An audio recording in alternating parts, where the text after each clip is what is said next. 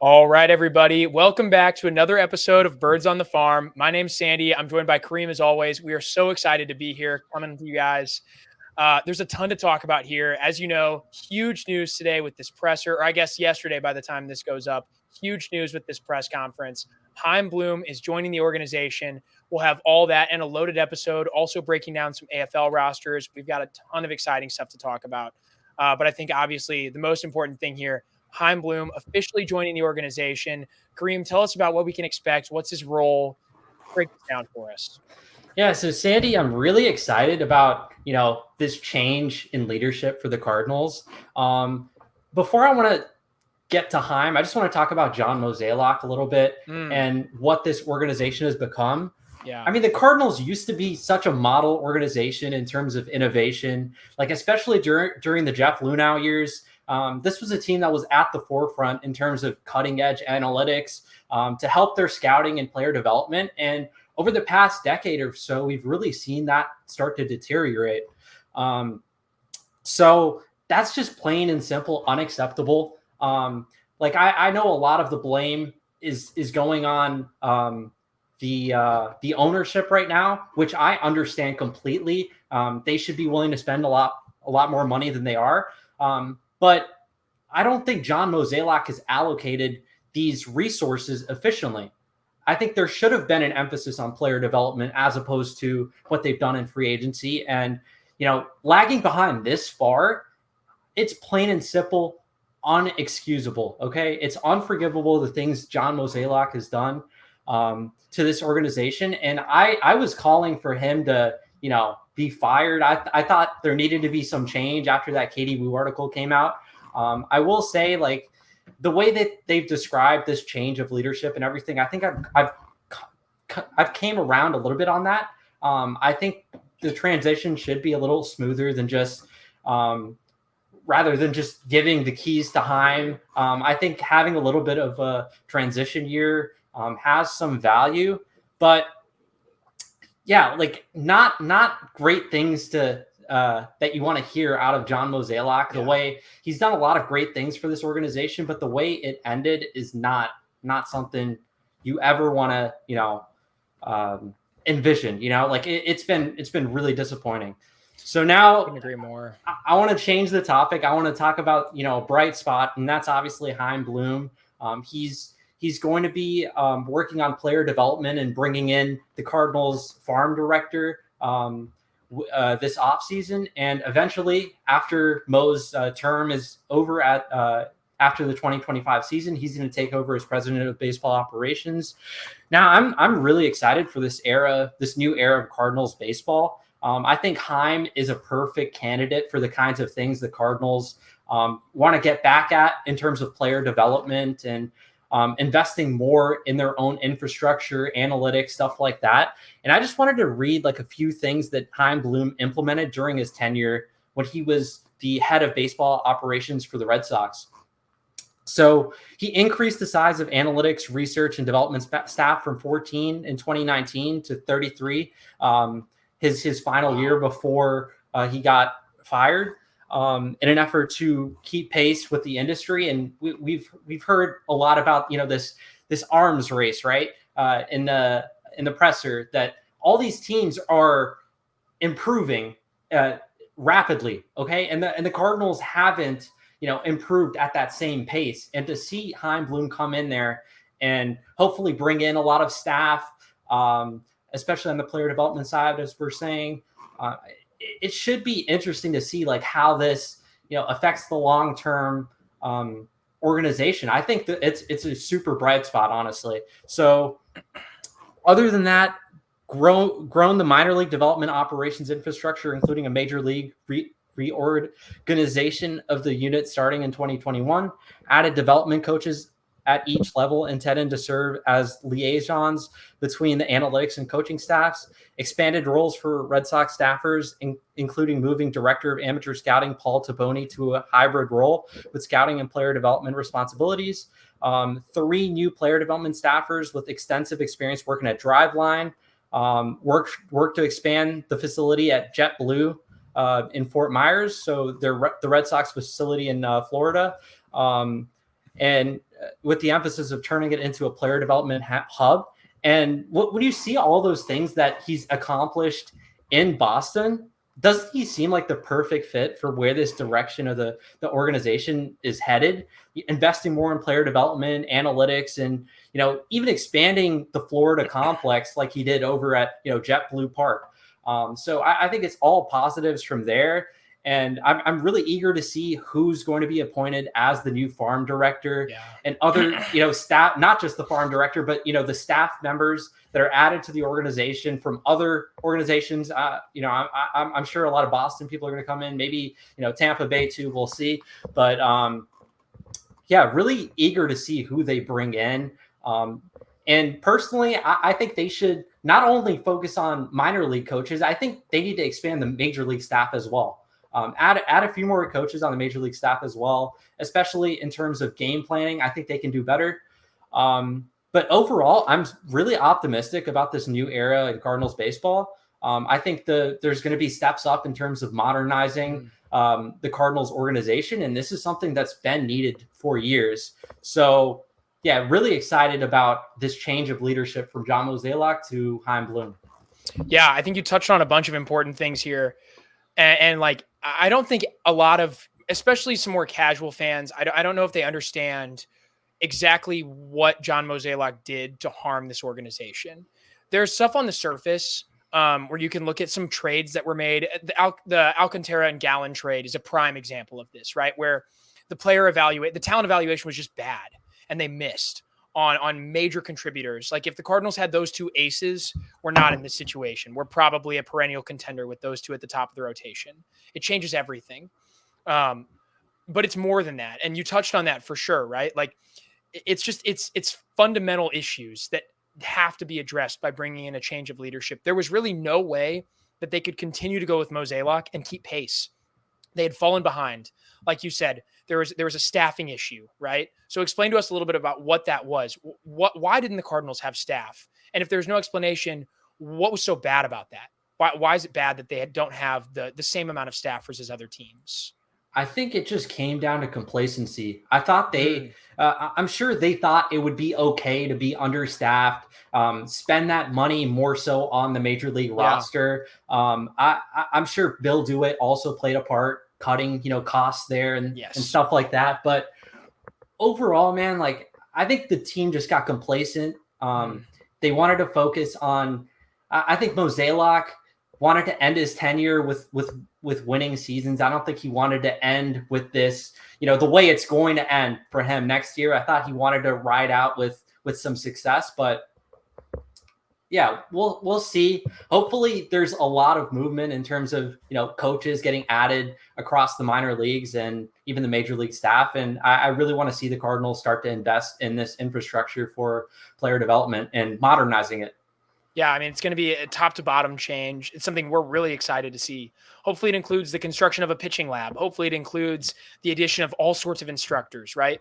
And some of it's just inexcusable. Like, why is there no fielding coordinator for Jordan Walker? Like, why doesn't he have a guy who's helping him out? What is this? What are we doing? You can't fail your players. And that's something that the Cardinals have done lately. It's not acceptable. Kareem, you're 100% right. And I can't wait for Chaim time. Like, it is high time for Chaim time. We have to have this change. So it's really good stuff there. Yeah, Kareem, Chaim's coming on, full-time role, and we can expect to see him assume duties as president of baseball operations for the 2026 season. But that doesn't really help us for 2025. He's going to make a lot of decisions this offseason. He may have the keys. He may be driving. But you're the expert on these young guys. Tell us, is there a chance this team in 2025 is as good as the team was this year? Is that possible? I think it's possible. I think when you look at the Cardinals' current major league roster, I think a lot of the bright spots are young players that we'll continue to see next year.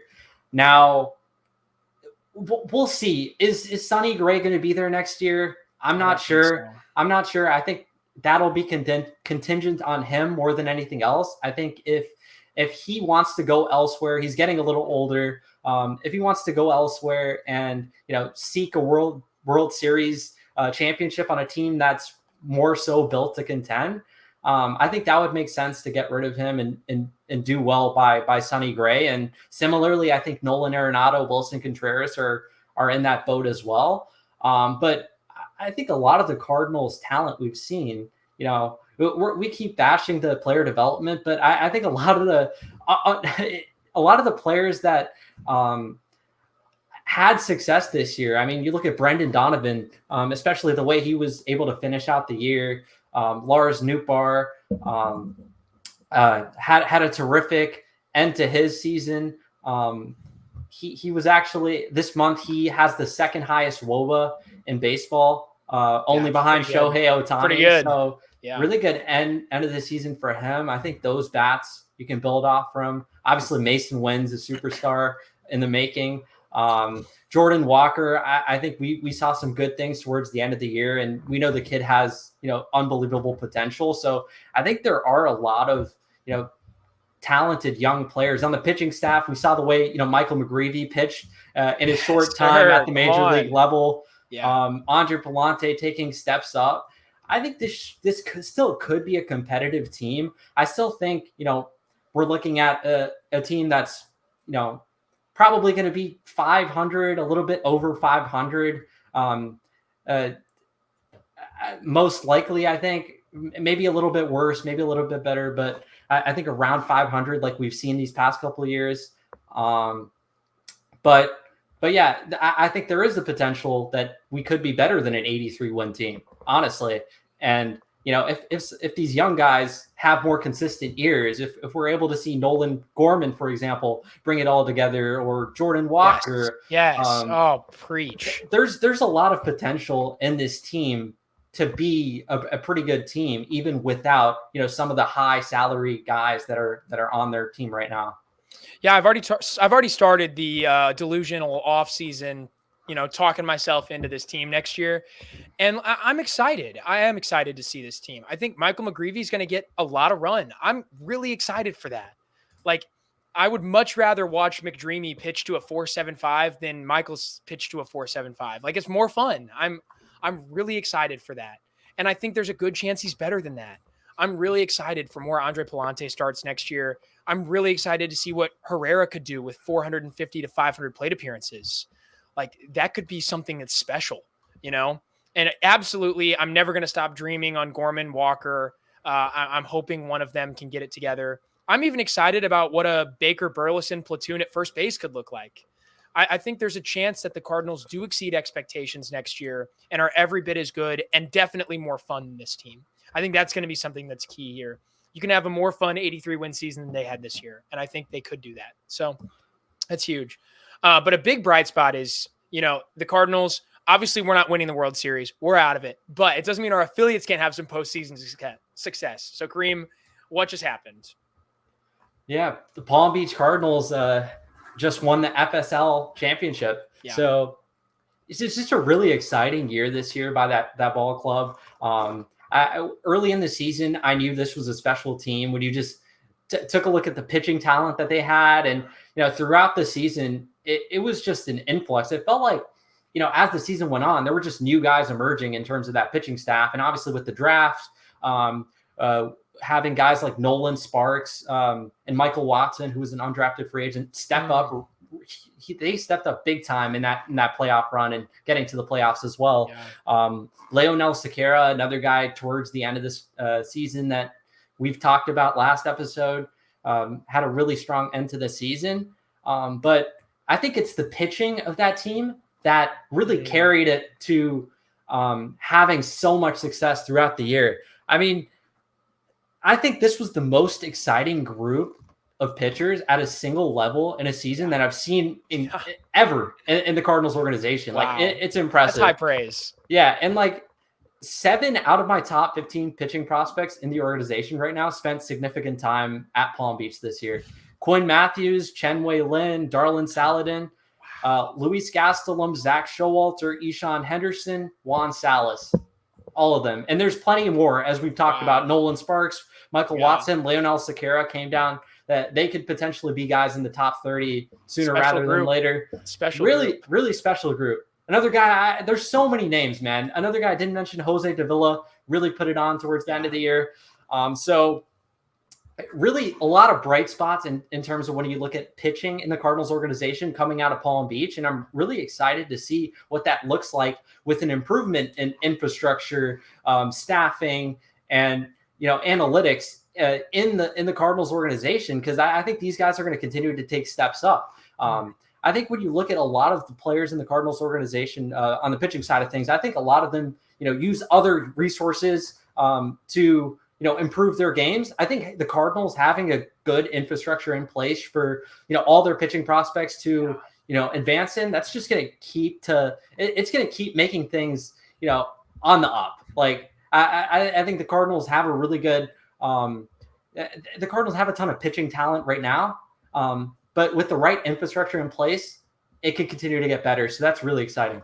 Yeah, I know we've moved on past the Chaim discussion, but I cannot wait to see a couple of years down the line. And I know they're always telling you to be patient. Now there's something to be patient for. I cannot wait to see what it looks like when this farm system starts to put it together, because there's already talent there, which is crazy. They've kind of lucked into some of this, to be honest. Quinn Matthews, I love Quinn Matthews. And he got a lot better in the system this year, but man, like, what a nab on day 2 of the draft. Like, they've lucked into some of this talent. I can't wait once they start to maximize it. There's a lot to be excited for. Yeah. Yeah, I'm thrilled. Yeah. Well, we just wanted to take a moment to thank one of our sponsors, 314 Sports Cards.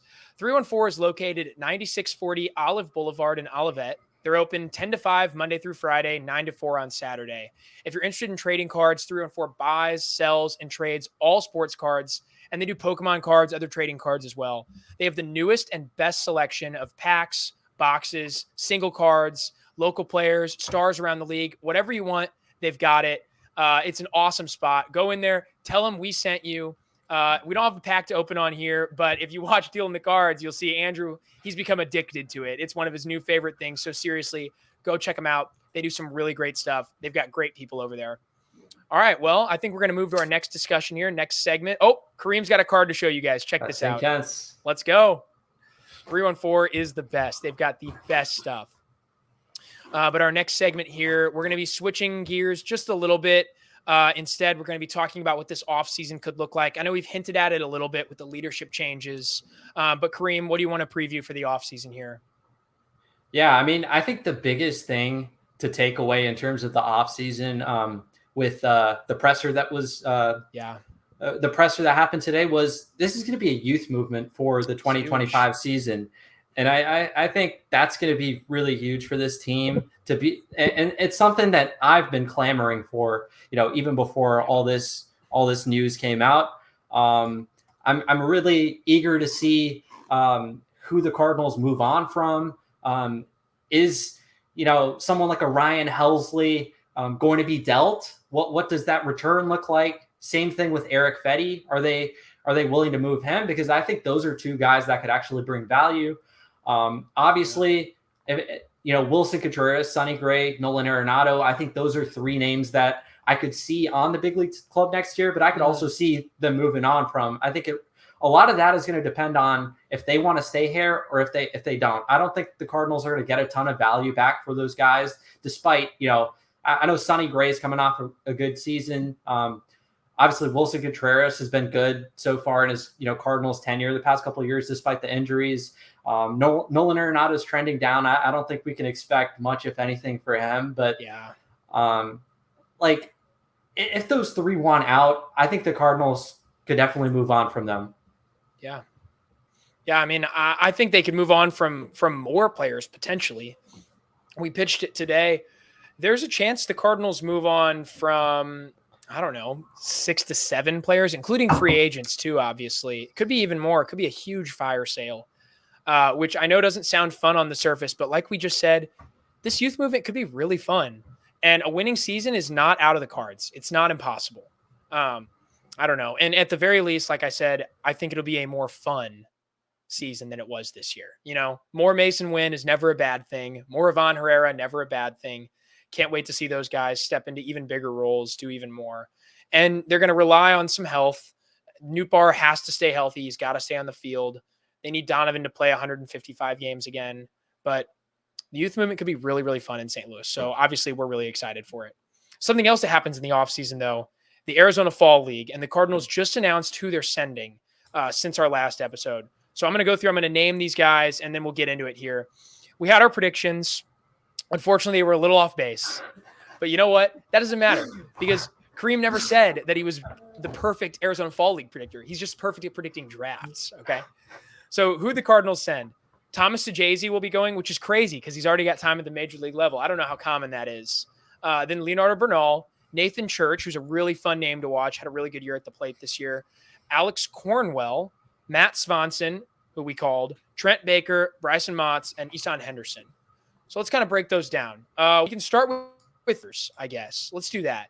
So let's see. Let's go with Swanson, who we already pitched, but explain why the Cardinals are sending him there. I mean, Swanson is a guy, as we talked about last episode. I think he's one of the best pitching or relief pitching prospects in the Cardinals organization right now. He finished the year strong for Springfield. Obviously, has the longest save streak in minor league baseball since 2023. So this is just a guy that day in, day out, he's been a good pitcher. Isn't going to be a guy that gets necessarily too many whiffs at the next level. I think he's more of a ground ball kind of pitcher. I do like his stuff, though. It's a mid-90s sinker up to 98. Pretty good sweeping slider. I think he has the makings of being a potential big league reliever. So I think Swanson, what they're looking for is can he continue the success that he had at Double-A? And if he's able to do so, is this someone that the Cardinals are going to add to the 40-man roster as he is eligible for the Rule 5 draft? Yeah, very excited about that. I think he's, like you said, he's one of the more can't-miss prospects in terms of making the major league roster. I think there's a really good shot he's there. So that's super exciting. Another pitcher on this list, Alex Cornwell. I'll be honest, I didn't know a ton about him before they announced this, so I did a little bit of research. Cardinals drafted him in 2021 in the 15th round out of USC. And he's been used almost exclusively as a starter, especially at USC, and then through his first couple stops in the minors until this year at Memphis, they used him as a reliever. Now that just could be part of the end of the season run there. But yeah, I mean, there's some stuff to go off here. He had a really nice year last year, getting up to A advance and then Double-A, pitching really well across a couple levels. Tell us a little bit about him. Should he be on people's radar, and why are they sending him to the Fall League? Yeah, so this kind of surprised me, honestly. Cornwell wasn't really someone on my radar to be sent to the Arizona Fall League, but I think it does make a little bit of sense. He's like a super unique pitcher. As you talked about, he's been a starter throughout his time in the Cardinals organization so far, but I do think he profiles best as a reliever. And if he's going to be a major leaguer, I think it's going to be in a relief role. But this is a guy that's just got like a really weird profile. The four-seamer is almost like Andre Palante-esque in terms of, and I don't think it's quite as good, but what I mean by that is it's just kind of unique. It gets 8 inches of induced vertical break, 4 inches of arm side run. So it's almost like a cutter-ish profile for a four-seamer. It is only at 92 miles an hour. Hopefully we can see that velocity creep up closer to a guy like Palante.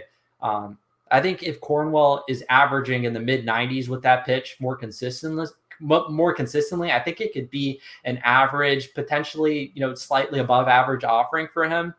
He also throws a cutter, which is 4 miles an hour less. It's similar to that four-seamer that I just talked about, but with 3 inches of cut and 5 inches of, or 3 inches of cut and 5 inches of induced vertical break. So those are 2 pitches for him, but I think the real calling card with Cornwell is his breaking ball. I'd honestly call it a death ball. I think it's a true death ball kind of pitch. Yeah. The profile gets a little more similar to Palante here. I know he was working on one of those at Tread this offseason. I will say this pitch is even closer to a death ball than even what Palante throws. Wow. It doesn't get quite as much of depth as that pitch, but 3 inches of horizontal too. So it's a pitch that goes straight down with solid depth. Negative 11 inches of induced vertical break, 3 inches of horizontal. Wow. And Sandy, you're not going to get this, but if you had to guess, what do you think his WOBA was against the pitch in AAA this year? I mean, I'm assuming it's going to be really, really low. Probably like 160. 0.055. What? Oh my goodness. So I mean, I that's think elite. That's elite. That's that's unicorn elite. level. So I think that it is a small sample, but I think the metrics of the pitch definitely play too. It's not just like Yeah. the results are there. I think the results are shown by how good metrically speaking it is. So I just think Cornwell is a guy that he has that really, really good pitch that I think could work out in a bullpen role if he gives it more usage. I think the fastball has some unique characteristics, and maybe with a velocity uptick in 1 inning spurts, maybe this is a guy that could be a solid option out of the bullpen. And he's another guy that's Rule 5 eligible. Do I think a team will take this guy in the Rule 5? No. Do I think the Cardinals should consider him and to consider adding him to the 40-man roster? Probably not, but I think he's interesting, and I really want to see this guy get a chance as a bullpen piece rather than just this. He's really been used as organization depth. He's been used as like an organization depth starter throughout his time. I want to see him get the shot as a bullpen because that's where he's going to get an opportunity at the major league level if he's going to make it there. So that's what I have for Cornwell. Very exciting. I'll be honest, like that's just another arm deep in the Cardinals system that I didn't know had very interesting specs, but definitely worth getting excited about that.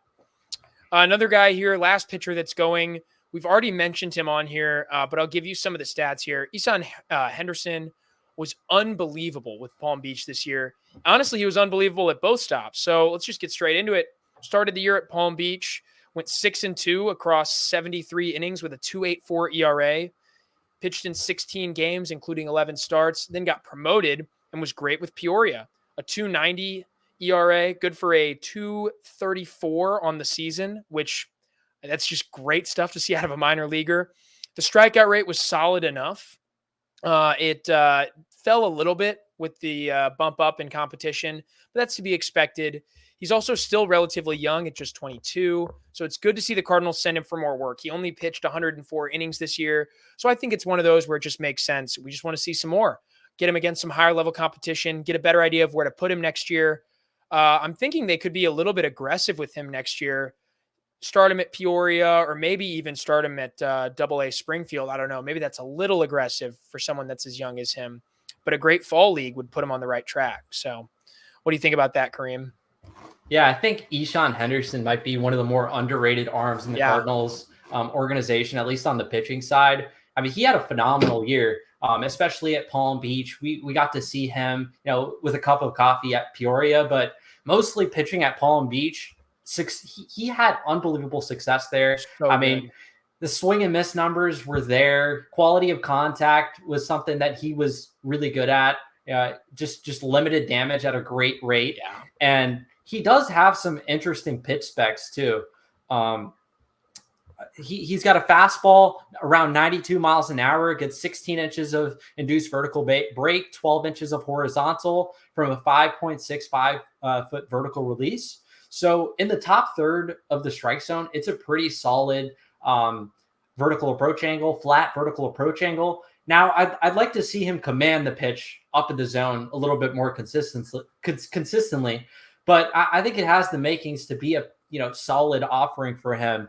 He's also got a changeup that he uses against lefties that I think has that flashes some pretty good ability. He's also got a slider that gets a ton of horizontal. It's got 13 inches of horizontal break. So, I mean, east-west kind of pitcher. He's got the four-seamer with a ton of horizontal, and then he's got that sweeping slider at 80 miles an hour, and he's able to neutralize left-hand hitters with that combo. So I think more than likely Henderson, as a guy, as he ascends through the system, I think his future role is probably going to be out of the bullpen.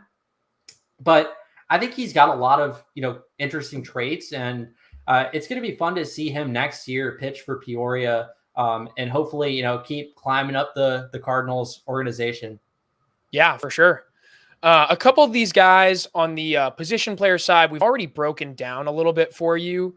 So we might be a little quicker through them, but we'll just go in order from who we've got. So Thomas Sajazi obviously got time with the major league club this year. It wasn't fantastic at the major league level offensively. The defense really played. It was impressive how good he was. It actually led to him having a positive WAR on the season, which was nice. But why would they send him after seeing him at the major league level? Why do you think they would do that? I think it's, Sajazi had a tale of, two halves with his year. Like as we talked about last episode, he finished the year really strong, heading in, to his eventual major league call up. And, during his, time at the big league level this year, we did see some flashes in terms of the bat, but I think more impressively, like he looked like a pretty solid defender. And I think, great. Yeah, I think him getting more time at shortstop, to see, if this could be someone that, is a utility option for the Cardinals starting next year on opening day. I think that is really, valuable to see, him just play a little bit more, see if, some of the results that he had are a little bit more sustainable, if he can carry that on to the Arizona Fall League. So I was a little surprised just because this is someone that's already got some time at the major league level, but I think the Cardinals just want to see him, I think he's going to play some time at shortstop. I think the Cardinals are just going to want to see him, play different positions, see if the bat can make some improvements in terms of, pitch selection and things like that. Because I think I envision him having like a pretty big role on the team next year. Absolutely. So I think the Cardinals are just wanting to see a little bit more, and that's why they sent him. Yeah, love the decision. I hope we see a lot of Thomas Sajazi next year. I think he's got a shot to be a very solid regular or a super utility type. So that'd be really, really fun to have him locked in next year. Let's talk about Bernal, though. He's only 20, very, very young for a catcher to be so advanced and playing at AA. That's pretty crazy. The Cardinals have been fairly aggressive with him, but he's hit pretty well at every level. Basically a 700 to 770 OPS guy at every level he's been to until he got a cup of coffee at AA this year. Started the season at Peoria and was very solid. 96 games there, 10 home runs, which represented a career high. Boosted that to 11 with a 14-game stretch at Peoria or at Springfield. But on the whole, very solid year for him. He was hitting 270 with a 343 on base, 419 slug, good for a 762 OPS. And remember, this is a guy that not even 21 yet. He turned 27 months ago. So he entered spring training as a teenager still. That's just wildly impressive to be so advanced. And he's a fairly advanced defender for a guy that young. A lot of projectability here. The Cardinals obviously love him. I think it's a great call to send him to the Arizona Fall League. Yeah, Sandy, I couldn't agree more. I mean, you kept using the word advanced, and I couldn't agree more. Yeah. I mean, when you look at his track record, despite being so young, playing in these leagues where guys are so much older than him, it's really impressive. Yeah. The underlying data is also impressive. He's got strong he's got strong exit velocities, paired with pretty solid contact skills as well. So I think the bat, definitely has some projection for Bernal. And this is not someone that's just impressive with the bat. I think he's made a lot of major improvements in terms of his defense this past season. He threw out 34.5% of runners this year between, Peoria and Springfield. And that was among the best in minor league baseball. So if he can carry that success, continue to carry that success out, I think this could be a fun, option for the Cardinals. Definitely one of the most exciting players in the system when you're able to have that kind of success at his age. And I think he could be more than a bat. I think the defense has flashed. I think he's shown improvements in terms of throwing out runners. And really excited to see him, play a little bit more in the Arizona Fall League against some pretty good competition. Yeah, absolutely. Honestly, can't wait to see what he becomes. He's a guy with the potential to really rise up prospect lists in the future. Definitely worth knowing his name as a Cardinals fan, even as someone who's mostly invested in the major league club, no Bernal, because I think there's a really good chance you'll see him in the future. Another guy on here, let's talk about Nathan Church. So he just turned 24. He was drafted in the 11th round of the 2022 draft out of California, Irvine, right? So he's somebody, he was very, very fun in college, although he had some injuries that kept him off the field, had some trouble getting after it. And then honestly, just doesn't have that long a track record before joining the Cardinals organization. But this year, he was all right at AA at 23. It's a little bit puzzling for me to see the Cardinals sending him to the fall league. You can probably shed some more light on it. I'm looking at these numbers and they're not jumping off the page to me. Obviously, they're fine. They're solid, especially at a place where offensive environment's not necessarily conducive to huge numbers. But tell me what the Cardinals see in him and why they want to get more. Yeah, Sandy, I was kind of hoping if they were sending an outfielder, I thought that it could have been Chase Davis. I think that would have definitely gotten Cardinals fans a little bit more excited. Yeah, but I will say Nathan Church, like I think he's underrated as a prospect. He's one of the better defensive players in the Cardinals organization right now, in my opinion. Like this is someone that would routinely make highlight reel kind of plays in both center field and right field for Springfield this year. I don't love the offensive profile. I don't know if he's going to hit enough to be an everyday player at the next level. Like he's a guy that makes a ton of contact. He actually ranks third best in the Cardinals minor league system this year in terms of contact rate. But I would just like to see him do a better job at avoiding mishits. I think he can hit for a higher average. I think he can get to the sweet spot a little bit more, limit pop outs a little more, hit line drives more consistently because I think he's going to need it for his profile. I don't think this is someone that's ever going to be I don't think he's going to go from what he's doing right now to become, a guy that's going to hit for a ton of power. I think he is what he is. And honing in a little bit more on that, contact approach to produce in, a higher batting average and on base percentage. I think that's really what's going to carry his offensive profile in the future. So I'd like to see improvements in that. But yeah, definitely an underrated prospect. Love his defense. Yeah, a little bit of a bummer looking at this to see he took a huge step forward last year in the on-base department. And he put up a almost Newt Bar-esque slash line here, hitting 280, 364, 360 slug. Obviously, Newt Bar has a little more power than that. But it was really encouraging to see that. Took a step back this year. Like you said, he's got to hone in on that contact profile. It'd be really great to see him be a guy that can draw walks, get on base, and play highlight reel defense. And that's obviously what the Cardinals are hoping for from him. But yeah, like you said, interesting decision. I think that maybe a Chase Davis or I don't know, like Travis Honeyman felt like an option earlier in the year at some point. Would have been interesting to see him because in the little bit of time he's had with the Cardinals organization, he's been unbelievable. But I got a little ahead of myself earlier, jumped over two pitchers that we'll have to talk about here. The first is Bryson Motts. I think he's the more interesting of the two. So let's hone in on him here. Bryson Motts had a great year last year. And then if I'm correct, took a step back this year. Why are the Cardinals sending him? What do they want to get from him? What's the sort of best case scenario here? He jumped up a level. He's age 22 already, pitching at Peoria, 5.18 ERA this year. Strikeout rate was solid, but not spectacular. Had a lot of trouble with walks. Home run rate was 1.5 per 9, which is, pretty high for a guy, especially at that level. So what's kind of the deal with this? Yeah, so overall, I mean, it was a pretty disappointing year for a guy that was a former second-round pick for the Cardinals just a couple years ago. But I thought there were some encouraging signs at the end of the year. I thought he finished the year strong, 3.19 ERA in 31 innings with 38 strikeouts to just 8 walks. So the performance was there towards the end of the season. I kind of wish I had the pitch metrics to go off of. Like, I think Motts is someone that I just noticed, like, it's hard for me to 100% say it's true because I don't have access to the data, but it just seemed like he was using his fastball more up in the zone. He has a relatively flat vertical approach angle, so I think that would make a little bit of sense. And that slider, I think it was playing better. I think he was using it more effectively against righties. The thing for Motts, for me, it's just improving against righties. Last year, we really saw him start to use that changeup more. It just never really worked out.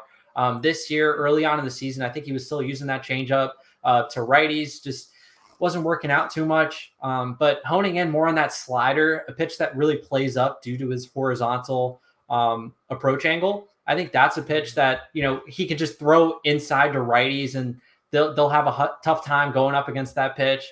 I think the fastball up in the zone worked a lot better for him. And yeah, I think more than likely, like I've always kind of viewed Motz as a bullpen kind of pitcher, just because I think maximizing him to, go up more against opposite or go up against same-handed batters against left-handed batters. I think that is something that would be, would probably maximize his production, but we just need to continue to see him taking steps against righties, whether that's adding, a cutter, whether that's improving or, augmenting that changeup. Maybe he goes with a splitter.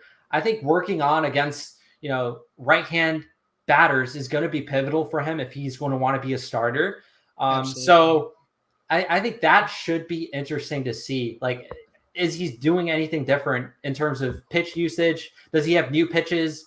That's going to be fun to see, because I think Motz is one guy in the system where I think with some, like this whole episode has been about, development and everything. I think Motz is a guy that could benefit from, adding a pitch. I think that could really take him to the next level. And if the Cardinals are able to, do that with him this off season, I think that could be really key for him, to be honest. Yeah, that'd be awesome. It'd be great to see him kind of get back on track. And the last guy on here is Trent Baker. So he turns 26 pretty soon, and he's only pitched at Double-A. So just looking at that, kind of has reliever written all over him. As we've talked about in the past, though, relief prospects are a little different than everybody else. You can come up at 26 and still be a valuable reliever. Whereas if you're coming up at 26 at, other positions, you're probably a little different. But the numbers are also, like with a couple other of these guys, a little underwhelming. This year, he pitched exclusively in Springfield, went 4-6 with a 4.89 ERA across 81 innings. The strikeout rate, he struck out exactly 81 in those 81 innings. A lot of trouble limiting walks, 43 walks in 81 innings, good for 4.8 walks per nine. So he's walking someone more than every other inning. Had some home run issues as well, allowed more than one homer per nine. So I believe that's 10 home runs on the season. Some real questions about this guy. Again, why are the Cardinals sending a player like this? And then after this, I want us to get into a broader discussion of everyone we've said here you think has more reliever upside than starter upside. Why not send one of their starters? But we'll get into Trent Baker first. Let's do that first, then we'll jump to that bigger conversation. Yeah, I think Baker is another guy that's, got more so a reliever long-term, I think. I think his fastball is solid. I think it's his best pitch. He sits around 93 up to 96 with it. Gets solid ride on the pitch, 16 inches of induced vertical break from a 5.7 vertical release.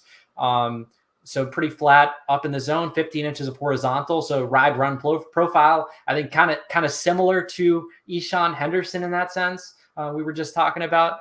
I don't think his slider and changeup are up to par with Henderson. I don't think they project as well, to be honest. Yeah. So I think Baker, this kind of baffled me a little bit. Yeah. I think definitely the fastball has some traits that I like. But I just can't see this guy being someone that's, going to be contributing next year. I don't know. Kind of surprised me. Yeah, definitely surprising. And a big picture thing here, especially with some of these changes, man. Like, why are we not sending a starter to the Arizona Fall League? Is there no starter the Cardinals wanted to see some more from? I mean, Bryson Motz. I mean, we'll see. We'll see. I don't even know. Fair. I don't even know like what the usage is going to look like for Motz, because he pitched like pretty much the whole year for Peoria. So I don't know if they're going to want to send him out there and have him start every 5-6 games. Makes sense. For 100 pitches. I don't see that. I think it's just about getting these guys some work. There's probably something I'm missing on Trent Baker, honestly. Yeah. But yeah, I think when you look at a lot of the starters, a guy like Cooper Jerpy, right? For instance, him, or Takara Roby, maybe they just didn't envision these guys. Maybe they wanted to see those guys work on something in the off season rather than pitch in games. Fair. I'm not sure exactly what's going on with Jerpy. Like last episode, I mentioned him as a guy we could potentially see, but you just never know, because nothing has been, reported since, we got the reports early on. Like it's been really quiet since then. Yeah. So I just want to know if, things are progressing well with him, and if he's on track to even pitch at the start of next year. We just really don't have much clarity on that situation. Nice to know. Yeah. Well, one important thing to know for sure is also, just because someone's not in the fall league, it doesn't mean they're not getting work in. And you alluded to this, but I just want to hone in on this. Like, it's possible that these guys are, instead of pitching in the Arizona Fall League, they're down in Jupiter, or they're spending time at another Cardinals location, getting work in every day. They're working hard. They want, they want to advance. That's something that they want to do. And so there's a good chance that everyone that didn't get selected for this is doing that. But yeah, I mean, it's a exciting list of guys still. Obviously, it'll be worth monitoring. And if you want coverage of that, we'll be talking about it here. And then Kareem will also, of course, be commenting on Twitter at KareemSSN. So go check that stuff out. It's great content. I can't believe it's not behind a paywall. I say this every time, but it's true. And then the last thing we want to talk about here today before we get off, Cardinals are sending some guys to winter ball potentially as well. So let's get into that. Winter ball is a little different than the Arizona Fall League, but let's talk about that too. Yeah, a lot of guys the Cardinals are sending to winter ball. I just want to hone in on a few. Firstly, I think the most exciting team that's got a lot of Cardinals players on it is actually Albert Pujols' team in the Dominican this winter. The team actually has Matt Koperniak, a guy that I honestly thought maybe we could see him in the Arizona Fall League. Yeah. I think he's a fringe 40-man kind of guy. Yeah. I would honestly just add him to the 40-man. I just want to talk a little bit about Koperniak, but he had a really good year, impressive year at Memphis. I think next episode we might do a little bit sneak peek here, but we might be doing MVPs and Cy Youngs for each of the levels. But I think Koperniak was the most impressive guy at AAA this year in terms of offensive production. And this is just someone that makes a ton of contact. I thought the exit velocities were better than you would expect. A little bit of a chase happy approach, but overall, I mean, athletic guy. I think he could play all three outfield positions, though he does fit better in a corner. But as a bench piece, which he's ultimately, if he's going to have a role, it's going to be more of a bench piece. Yeah. I think that's valuable to have a guy that could pinch in at center field. So really interested to see him and, Albert Pujols. And another guy on that team, Ivan Herrera or Ivan. Oh, my bad.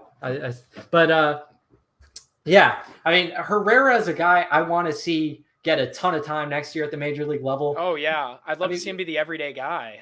For sure. I mean, if he's able to make strides in terms of throwing to second base, not only arm strength, but, throw accuracy to second base, he's going to be a really damn good player for this Cardinals team for a long time. The bat is there. I mean, he had a super impressive year in terms of that. The exit velocities, makes a ton of contact, doesn't chase too much. He's one of the more exciting bats. I thought that this year he had was one of the bright spots in the Cardinals major league team this year, actually. So hopefully he gets a lot of time. I know Pedro Pa has done some good things, but I think Herrera is a more talented player. And I think if the Cardinals are going to go for this youth movement, I want to see Herrera behind the plate every day, because he presents so much more upside, especially with the bat. So those are two guys. Victor Santos, the Cardinals got him in the Tyler O'Neill trade last year. I honestly don't think he's much of a prospect. Yeah, kind of a depth starter, right? He's another guy that's on the team with Herrera and Koperniak, and another guy, Connor Thomas, left-hand reliever type. I actually think he took a lot of strides. I thought the velocity was up. I like some of his breaking stuff, cutter. I think Connor Thomas potentially has. I think he's going to be someone that gets some time at the big league level. Wow. I don't know if he's like a staple in the bullpen for years to come or anything like that, but I think he's at least earned the right to, have some time as a left-handed relief option in a bullpen. So we'll see what happens on that front. But those are the players on, Albert Pujols' team. But besides that, a few other guys I wanted to highlight. I think Jose Suarez is someone that I don't think Cardinals fans are talking about enough. Honestly, he's one of the, he's only 20 years old right now, and despite that, he had some of the top exit velocity numbers in Single A when he spent his time over there. And I think in terms of production, he really held his own at that level despite being only 20 years old. So, and Suarez is a guy I wrote about a couple years ago when he was just 18 years old. I luckily had, access to Dominican Summer League data at the time, and it was really encouraging to see like the exit velocity numbers that he was putting up at such a young age, and to see him, carry that out to the Florida State League this year, where we have obviously access to StatCast data. I thought that was really impressive, and I think he's one of the more under the radar prospects in the Cardinals organization right now that could really ascend to stardom, I think. Wow. So watch out on that name, Jose Suarez. But besides that, Jose Davila is another guy, pitched this year for Palm Beach. Really good end of the season. He's a guy that has a high release spot, but he gets about 18 inches of induced vertical break on his fastball, which is plus. Gets solid run on that pitch too. I think he's got interesting secondary stuff as well. So he's another guy I'm highlighting this winter. Another guy is Leonel Sequeira. We talked about last episode. Yeah. Super young, super projectable, super exciting, and it'll be fun to see what he's able to do in winter ball. And lastly, I want to finish it out. My guy Luis Gastelum is pitching. Sir. He's pitching in winter ball. I didn't mention this when we were talking about the Palm Beach Cardinals winning the FSL, but he was the guy that closed that out. And he closed it out with his changeup, my absolute favorite pitch in this system. So that was such a great way to end that season. Gastelum throwing his changeup to get a strikeout. My honestly favorite pitch in the organization right now. So yeah, he's another guy I'm going to be keeping tabs on, because I do see a path where he just skyrockets the minor league system next year. Obviously, we talked about him previously, but yeah, he pitched all of this year pretty much at Palm Beach. But with him having that changeup to just lean on, he's got good command. The fastball is solid. The slider has a ton of spin. I think it's got potential. I think Gastelum's a guy that's really going to emerge in terms of the Cardinals' relief pitching core in the system. And it wouldn't shock me at all. End of next year, start of the following year, he's a guy that could be in the Cardinals bullpen, because I think he's that good. I just absolutely, I have nothing but good things to say about Luis Gastelum, and really excited about watching him in winter ball. And, next year, hopefully, like I said, he just skyrockets the system, because he's an unbelievable talent as a relief pitcher. It's unbelievably exciting. There's so much. It's just good to know that baseball's over at the major league level for a while. We've got, 6 tough months of waiting, but there's always stuff going on, right? We've got the fall league, we've got winter ball all off season. We'll have player development news, and we'll be here delivering it to you. As we've teased before, we're going to do it again. We've got some really exciting stuff lined up. Like, seriously, you want to stay plugged in here. Kareem's got some cool connections. We've been working on some stuff. It's going to be awesome. So we're going to have, I'll say it, we're going to have the best prospect news this offseason right here. So you want to be here for it. You don't want to miss it. But yeah, we'll see you next time. Thanks so much for tuning in.